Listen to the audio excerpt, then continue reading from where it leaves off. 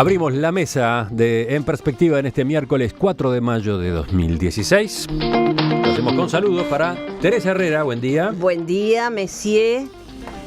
¿Cómo es el...? Chevalier. Chevalier, Monsieur sí. Chevalier. Mis felicitaciones. Muchas Merecido. gracias, muy amable. Rafael Porcecansi, ¿cómo te va? Buen día, Emiliano, felicitaciones para ti. Ah, sí, parece que hoy la mano viene de felicitaciones. Quien saluda, felicita. Daniel Superbiel. Yo le mando un gran saludo a toda la audiencia. Se enojó por lo de la pelada. Y Gerardo Caetano. Bueno, buen día y felicitaciones, la verdad, muy merecido. Así que el único que no felicitó es Daniel, lo anoto por acá. No, vaya mis felicitaciones, Emiliano. Me dio gran alegría verla. Me enteré por Facebook o por Twitter. Sí. Vamos al primero de nuestros temas. Hablaremos de nuestro país, pero antes ubiquémonos en la región. Miremos hacia Argentina. La expresidenta Cristina Fernández de Kirchner y su familia parecen cada vez más acorraladas por la causa penal por corrupción en su contra. El lunes, el llamado valijero de la ruta del dinero K, o sea, Leonardo Fariña, que se acogió en la justicia a la figura de arrepentido, declaró, hablando con el canal Todo Noticias, que el matrimonio de Cristina y Néstor Kirchner había montado un plan sistemático para vaciar las arcas públicas, lavando dinero proveniente de sobreprecios pagados por el Estado, en contratos de obra pública y otros. Millones se chorearon en 12 años, a 10.000 millones de dólares por año, agarrando obra pública, petróleo, energía, telecomunicaciones y todas esas cosas. Sí, es así, se sacaron en 12 años un PBI. Se sacaron en 12 años un PBI, decía Fariña. Ese mismo día se conoció que Cristina y su hijo Máximo fueron imputados por utilizar una empresa de su propiedad llamada Los Sauces para blanquear dinero del empresario Lázaro Báez, afín al gobierno, con lo que ya son 4 las causas penales en donde la expresidenta queda involucrada. Mientras tanto, la propia Cristina Fernández parece que no se aleja de la arena política. En las últimas semanas propuso crear un frente ciudadano contra las calamidades que, dice, ocurren en el gobierno de Mauricio Macri.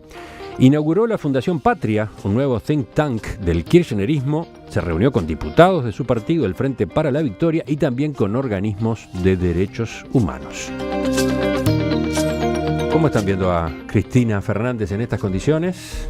¿Cómo observan este tablero político-judicial? Empieza la señora argentina de la mesa. Yo sabía que me lo iban a recordar, pero bueno. Yo quisiera decir primero que me parece que hay algunas cosas, justamente la señora argentina de la mesa va a decir que por qué el relato kirchnerista es verosímil para una gran parte de la población argentina. Porque acá tenemos que hablar del criterio de verosimilitud, ¿no? Es decir, no es, una cosa tiene que ser verosímil, no hace falta que sea cierta. Y es verosímil porque en realidad, históricamente en la Argentina, cosa que a veces a los uruguayos les cuesta un poco poder entender, el único sector político, y digo sector político a propósito, porque no lo puedo denominar partido político, que tuvo un discurso y una preocupación y que tomó medidas sociales como la jornada de 8 horas y como otro montón de cosas, fue el peronismo. O sea, más allá de que formalmente podía existir, pero digamos el que de alguna manera empezó a preocuparse pero siempre con esa característica que la vemos corregida y aumentada cada vez más. Ayer Moyano dijo, Menem era San Francisco de Asís, al lado de lo que estamos viendo ahora. Siempre corregido y aumentado el tema del doble juego, ¿no? Por un lado, es cierto, la preocupación por las clases humildes, determinadas medidas, normalmente siempre más de ayuda que de verdadera promoción social y de verdadero cambio social, ¿no? Característica del populismo, no te doy, pero mantengo la escala de clases intocada. Y un país que, salvo el irigoyenismo, durante todo el resto de su historia había tenido un discurso que era totalmente oligárquico, de cero preocupación, etc. Entonces, el peronismo se vuelve absolutamente verosímil para el pueblo argentino en cuanto a la preocupación por ellos. Pero por otro lado, decías... Pero por otro lado, el tema de la corrupción siempre estuvo. Siempre estuvo. Entonces, un minuto, esto lo digo como analista, ¿no? Digo, el tema de la corrupción siempre estuvo y ahora la vemos corrupción siglo XXI, ¿verdad? Pero siempre estuvo presente. La famosa frase de serán corruptos pero hacen, parte de ahí, ¿verdad? Y yo eso lo digo como analista. Como argentina y como persona que se considera progresista, realmente siento una gran, pero gran indignación.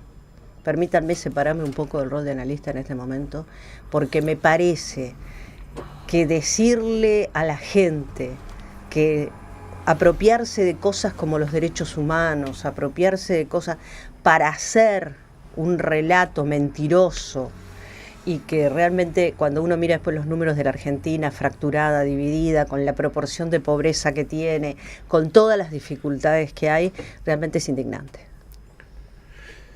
Bueno, yo quería compartir con la audiencia que hay, con los compañeros, primero algunos datos básicos. La corrupción es difícil de medir de forma sistemática con un indicador claro, pero sí existe un indicador que se llama la percepción de corrupción, basado en encuestas a actores relevantes, digamos, y existe un índice de comparación internacional.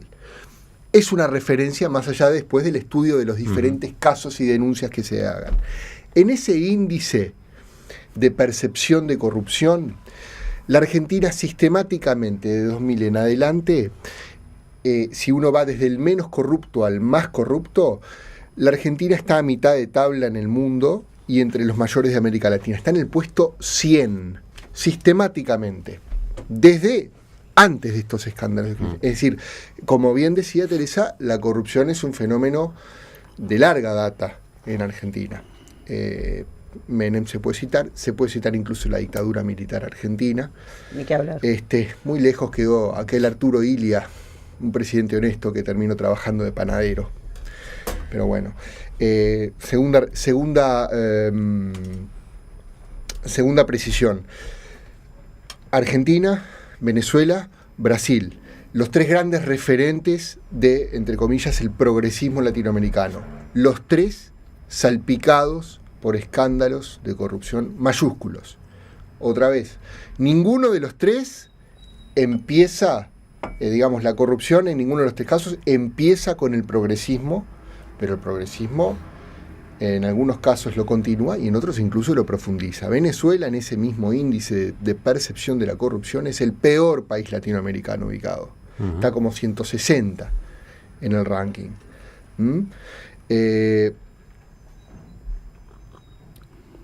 Otra vez lo mismo. No es un problema solo del signo político, a veces cómo se hacen las cosas, sino es un problema de la institucionalidad. A veces pasar de derecha a izquierda es menos importante que el cómo se hagan las cosas. Y en ese sentido, la verdad que hay mucho para mejorar en la mayoría de los países de la región. Sí, ayer me vi todo el discurso de la entrevista que se tenía a Fariña. Bueno, estuve leyendo como todos acá la evolución de esta situación en Argentina. Y realmente a mí no me gustaría estar en los pies de Luciano Polanski o de Constanza Moreira o de Sendik, que llamaron a gente de la Cámpora que los aplaudieran cuando la regasificadora, y a toda esa gente, sobre todo de la izquierda uruguaya, que creyó el cuentito, el relato de los Kirchner como un relato salvador de los valores propios de las izquierdas latinoamericanas y de la patria grande y toda ese discurso que creo que tanto daño le ha hecho a la izquierda, al Frente Amplio y a las democracias. Ver ayer, o como venimos viendo sistemáticamente, esas toneladas de fajos de dinero de $100, al igual que Montesinos en la época de Fujimori, contándolos con total desparpajo y repartiéndolos por diversos lados del mundo, inventando rutas para lavar dinero, y eso sumado a un discurso totalmente, ¿cómo les puedo decir?, demagogo a favor de los pobres, a favor de la igualdad de condiciones, cuando estaban creando un Estado paralelo para poderse financiarse y perpetuarte en el poder. Me parece lamentable, y me parece que Uruguay y la izquierda uruguaya debería desmarcarse rápidamente de lo que es el kirchnerismo y conectarse con los valores propios de lo que es el sereñismo. Sereñi no quiso recibir a Chávez cuando vino a Uruguay.